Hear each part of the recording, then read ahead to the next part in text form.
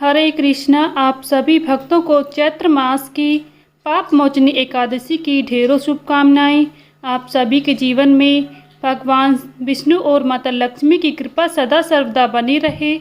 पाप मोचनी एकादशी की व्रत कथा सुनने मात्र से ही सभी पाप नष्ट हो जाते हैं, भगवान विष्णु की कृपा प्राप्त होती है। आज की वीडियो में आप सभी सुनेंगे पाप मोचनी एकादशी की पावन व्रत कथा। अगर आप सभी को हमारी यह कथा पसंद आए तो प्लीज़ वीडियो को लाइक शेयर करें। साथ ही चैनल पर नए हैं तो चैनल को सब्सक्राइब करना ना भूलें। बेल आइकन को प्रेस कर लें जिससे आप सभी को व्रत और त्योहारों से जुड़ी संपूर्ण जानकारी देखने को मिलेंगी। आइए सुनते हैं पाप मोचनी एकादशी की व्रत कथा। सभी पापों को नाश करने वाली यह व्रत कथा। तो प्रेम से बोलिए भगवान विष्णु की जय, माता लक्ष्मी की जय। अर्जुन ने भगवान श्री कृष्ण से कहा, हे मधुसूदन, आपने फाल्गुन मास के शुक्ल पक्ष की एकादशी अर्थात आमलकी एकादशी के बारे में विस्तार पूर्वक बतलाया।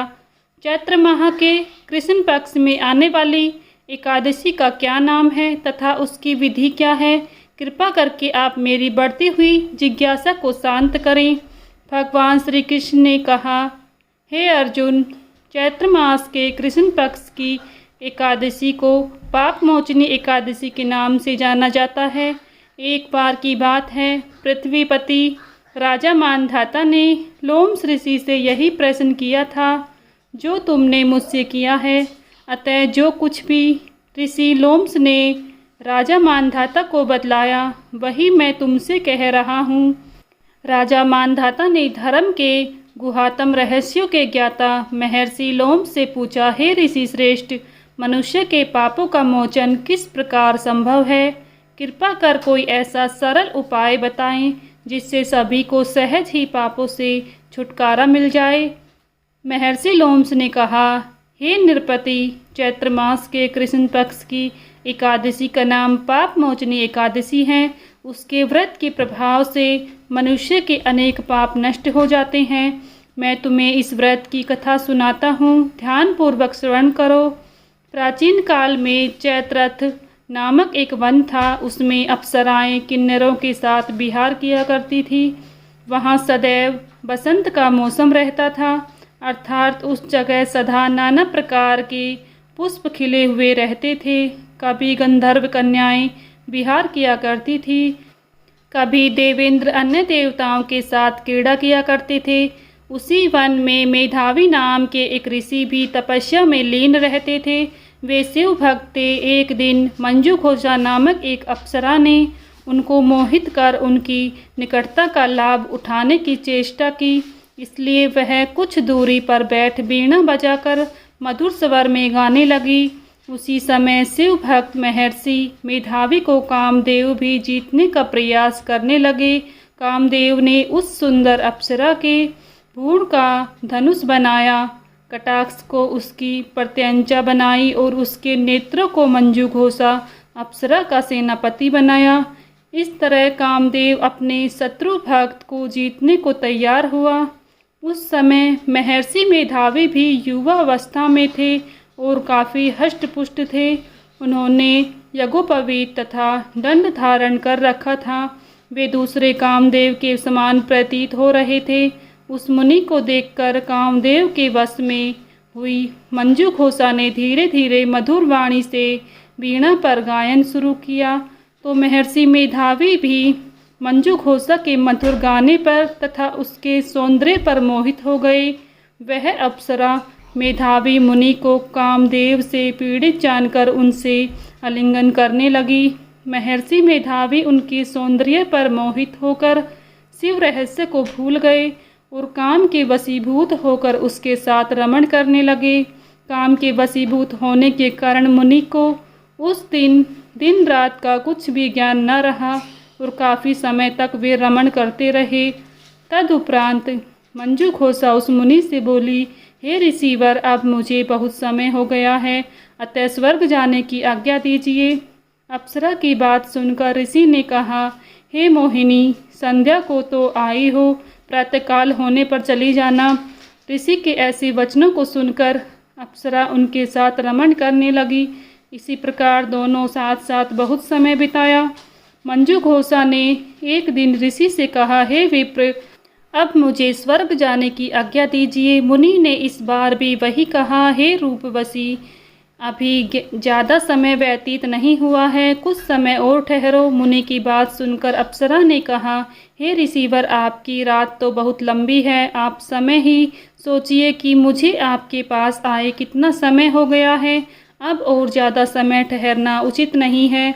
अप्सरा की बात सुनी मुनि को समय का बोध हुआ और वह गंभीरतापूर्वक विचार करने लगे। जब उन्हें समय का ज्ञान हुआ कि उन्हें रमण करते 57 दिन वर्ष व्यतीत हो चुके हैं, तो उस अप्सरा को वह काल का रूप समझने लगे। इतना ज़्यादा समय भोग विलास में व्यर्थ चला जाने पर उन्हें बड़ा क्रोध हुआ। अब वह भयंकर क्रोध में जलते हुए उस तप नाश करने वाली अप्सरा की तरफ भ्रुकुटी तान कर देखने लगे। क्रोध से उनके अधर कांपने लगे और इंद्रियां बेकाबू होने लगी। क्रोध से थरथराते स्वर में मुनि ने उस अप्सरा से कहा, मेरे तप को नष्ट करने वाली दुष्टा, तू महापापिनी और बहुत ही दुराचारणी है, तुझ पर धिक्कार है, अब तू मेरे श्राप से पिशाचनी बन जा। मुनि के क्रोध युक्त श्राप से वह अप्सरा पिशाचनी बन गई। यह देख वह व्यथित होकर बोली, हे ऋषिवर, अब मुझ पर क्रोध त्याग कर प्रसन्न होइए और कृपा करके बताइए कि इस शाप का निवारण क्या है। विद्वानों ने कहा, साधुओं की शरण अच्छा फल देने वाली होती है और आपके साथ तो मेरे बहुत वर्ष व्यतीत हुए हैं, अतः आप मुझ पर प्रसन्न हो जाइए, अन्यथा लोग कहेंगे कि एक पुण्य आत्मा के साथ रहने पर मंजू घोषा को पिशाचनी बनना पड़ा। मंजू घोषा की बात सुनकर मुनि को अपने क्रोध पर अत्यंत ग्लानि हुई, साथ ही अपनी अपकृति का भय भी हुआ, अतः पिशाचनी बनी। मंजू घोषा से मुनि ने कहा, तूने मेरा बड़ा बुरा किया है, किंतु फिर भी मैं तुझे इस श्राप से मुक्ति का उपाय बतलाता हूँ। चैत्र मास के कृष्ण पक्ष की जो एकादशी है, उसका नाम पाप मोचनी है। उस एकादशी का उपवास करने से तेरी पिशाचनी देह से मुक्ति हो जाएगी।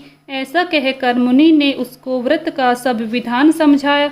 फिर अपने पापों का प्रायश्चित करने के लिए वे अपने च्यवन ऋषि के पास गए। च्यवन ऋषि ने अपने पुत्र मेघावी को देखकर कहा कि हे पुत्र, ऐसा क्या किया है तूने कि तेरे सभी तप नष्ट हो गए हैं, जिससे तुम्हारा समस्त तेज मलिन हो गया है।